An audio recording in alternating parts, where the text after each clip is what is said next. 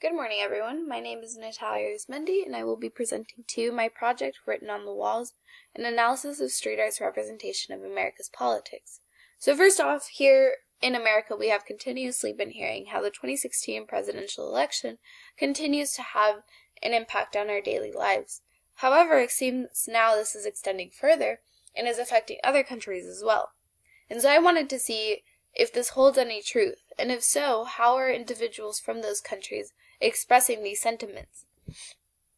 And my question became, is the global community being affected by America's current political turmoil? And if so, are they publicly displaying this through their street art? I will begin with a literary review of what street art is and just a brief background, leading into a contextual analysis of American politics' influence around the world, and finally ending with a textual analysis of these politics represented through street art. So what is street art? Street art is a type of contemporary art that is often debated whether legitimate or not. This is because of its transient nature and the use of street as an integral part. As you can see in this image presented, if you were to remove this art piece from the street, it wouldn't have the same impact and also just wouldn't be the same type of art piece. So it differs in execution and location, and it's often produced by those who are most abandoned by the government in economy-driven purposes.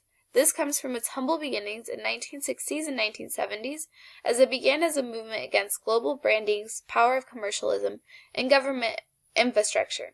So it's a form of expression and rebellion, and political activism is ingrained in its core. Leading me to politics and specifically in America. The 2016 presidential election saw the most politically divided election, as ideals aligned with political party rather than individuals, as much of America saw both of these candidates as unfit for the presidency. However, the outcome was the biggest impact that it could have, because President Trump led a campaign that was very controversial and very extremist in its nature. As Access International explains, not only does the USA have hard power, the ability to get people to do what it wants, it also has enormous soft power, the ability to get people to want what it does. So by electing this type of leadership, America has sent the message that this type of leadership is a country that seemed to tune in even more to this presidential election, as they too have had leadership that resembles that of Donald Trump. Silvio Berlusconi was very similar in that he was the owner of the largest media company in Italy, so he came of money, but also his rhetoric was very extremist in nature. The party of Fratelli d'Italia is an extreme right-wing party, whose foundation comes from the neo-fascist Italian social movement, formed in 1946 by supporters of dictator Benito Mussolini. That was in a government coalition led by Berlusconi in 1984, 2001, and 2006. With its influx of refugees and immigrants, it seems Italy is once again swinging towards this side of the spectrum, supporting leaders that will seemingly place a more stringent regulation on this. As reported by CNBC, Italy's swing to the right of the political spectrum is expected to usher in a more extremist agenda with elections just days away. Many have analyzed this shift as a direct reflection of what is happening in America's administration. As more anti-immigrant rhetoric continues to be propagandized by the Trump administration, leaders worldwide are using the seemingly functional rhetoric to gain support in their country.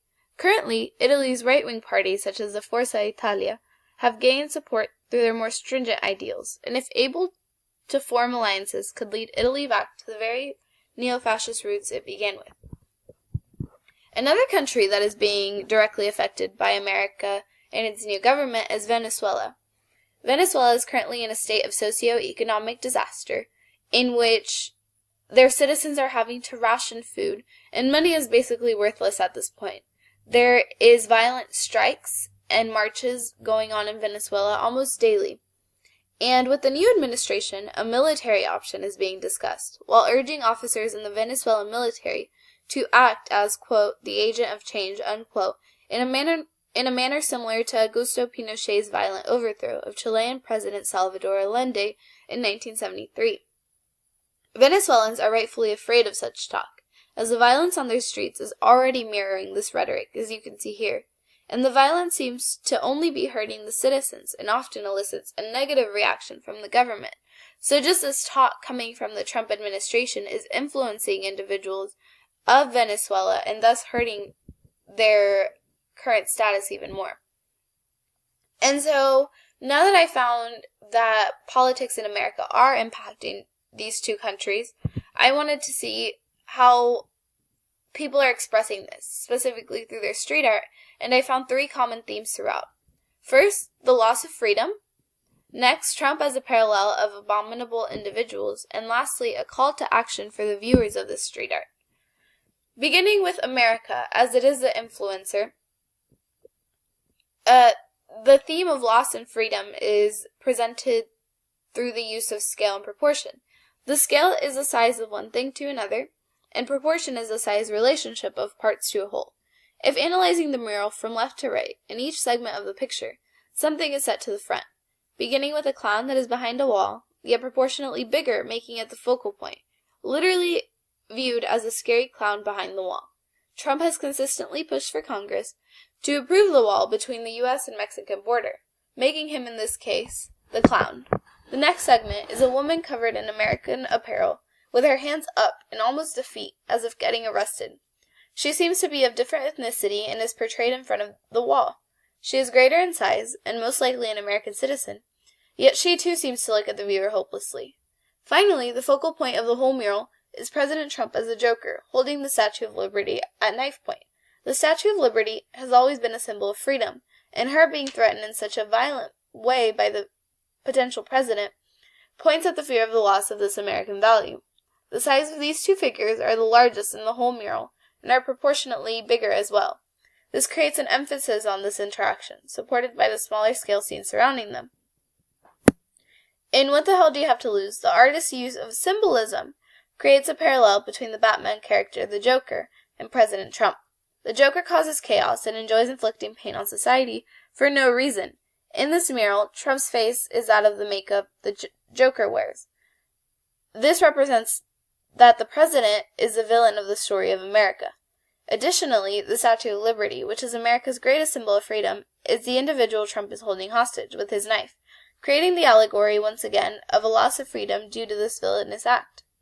And finally, in the mural, What the Hell Do You Have to Lose?, the artist uses contrast to elicit a desire for change from the viewer. Contrast is the juxtaposition of strongly dissimilar events and elements, and this artist does that through the use of colors and even images in the mural. The red letters that read, "Come on, what the hell do you have to lose?" are placed above the images. These letters are of the strongest hue, red, placed against a black background, creating a strong contrast that makes the letters pop. In addition to the contrast in colors, the placement of the words versus image creates a contrast in between the two that is uniting while simultaneously placing a spotlight on each. It also creates a sarcastic tone to the art, as the images show just how much the viewer stands to lose. This spotlight effect is also present in contrast between the focal image and the dark background. In Venezuela, in Somos La Paz, the theme of loss of freedom is apparent throughout, and the artist does this through the use of asymmetrical balance. Asymmetrical means the left and right are not the same, visually apparent here. However, due to the writing on both sides, it still looks balanced. The words utilized here are not unintentional. The words Somos la Paz, which translated means We are the peace, are opposed by Juventud Constituyente Habla and Donald Trump. The juxtaposition of these words create an opposition of peace by Donald Trump and this controversial assembly, as united and overlapping and opposing the peace that the nation so fervently asked for. This element of symbolism is also utilized in the Venezuelan We Are Those of Peace, but rather than a fictional character, as we saw in the last art piece, there is a symbol of a historic figure, Hitler. The swastika displayed across President Trump's chest is the icon that represents Nazi Germany. Historically, Hitler was a dictator who only harmed his country and citizens. The direct comparison of the president to Hitler translates the same traits onto President Trump. This immediately creates the idea of a dictatorship personified by the President of the United States. And finally, We Are Those of Peace portrays Trump as the opponent of peace in Venezuela through use of contrast. There's a very stark difference between the wall and the art. It is mainly a white versus black kind of contrast. Trump is the black figure. However, to further highlight him, there are added colors to his skin. The difference between him and the rest of the piece is very apparent, because his skin renders him as more real. The use of red once again jolts the viewer to focus on what is being presented, which is a swastika, and the swastika is presented as a pure hue of red against black and white to create contrast and an emphasis. The use of the colors creates a stark difference between Trump, the wall, and the writing, highlighting and making him the focal point of the art, and again showing Venezuelan sentiments of Trump as an opposition to peace.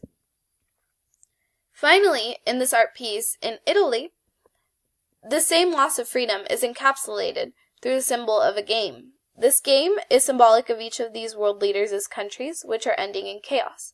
The cards of the game are chaotically splayed across the mural, representing the chaos that comes of their actions. The leaders, rather than worrying about fixing the chaos, seem more preoccupied with each other and have a nonchalant demeanor related to the fire that they have caused.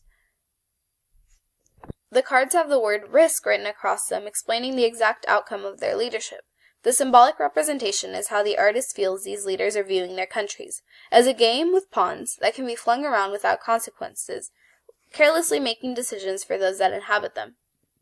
Antonio Piccino, in It Is Not a Game, employs the element of balance to associate President Trump as a negative individual. The four corners of the mural are each occupied by a world leader that is not necessarily admired. For example, Kim Jong-un is recognized globally as a dictator harming his country. Similarly, Putin has been associated with many harmful scandals in Russia and is often presented as an uncooperative diplomat. The different individuals playing the same game in this image have different traits, but due to the balance used, transcribe their traits onto each other. The chaos portrayed by the cards are randomly thrown about and are also balanced in a way that the quantity is similar across the mural.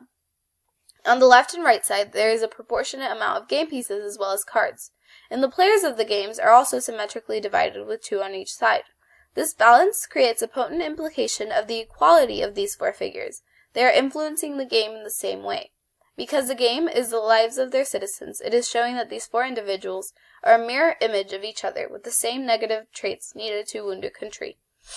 Finally, the use of color serves to identify the same idea and a call to action, that the leaders are in a circle type of shape, and in the middle of them is a strong red color mixed with yellow forming a fire. Though it is small, it is the center of the piece, showing the uniting factor between the 4 is destruction. Surrounding them, the background is composed of soft colors that resemble the colors of the American flag, red, white, and blue. The colors are very subtle, but add emphasis to the idea of the influence America may have. The colors used in Trump's suit also create this American theme. The chair President Trump is sitting on is not so much a wooden color as it is red, that when put up against the blue suit and white color, it creates an American color scheme. And finally, the words that say, "It is not a game," are also made up of different soft colors to stand out against the stark background. This, presented in the middle, is a call to action. It is central, but still very softly explained. And though these politicians are playing a game with different nations, the viewer is called to act and reflect on the fact that it is their lives that are part of that game. So the worldwide significance of this is that the world is tuning into America's politics, and that America is significantly influencing politics worldwide.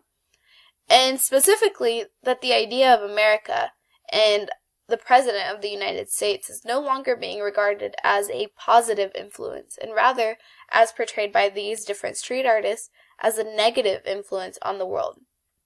And it creates a tremendous pressure, because if America elects the wrong type of leadership, as it now seems people believe, the rest of the world may follow suit. Thank you, and here's my works cited.